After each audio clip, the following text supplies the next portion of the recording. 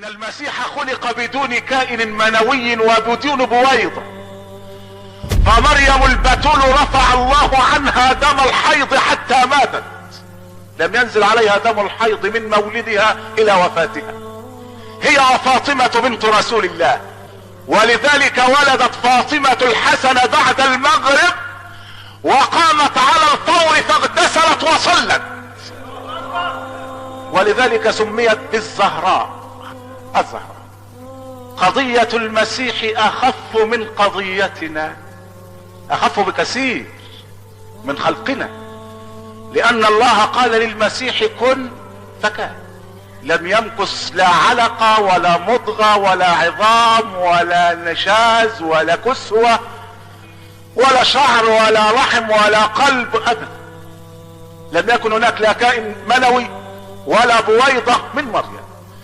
اذا فقضيتنا نحن اشد تعقيدا، فهل نحن ابناء الله؟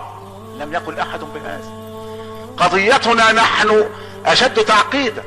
عندما التقى الكائن المنوي ببويضة الام صدرت الاوامر من الخالق العظيم الى دم الحيض ان يرتفع. لماذا؟ لاجل ان يجعل الله منه لك تكآت تستند عليها وانت في الرحم، ليهيئ لك غرفة صالون محترمة وانت في عالم الرحم، حتى اذا ما وقعت الام او اصطدمت فانك لا تضر شيئا.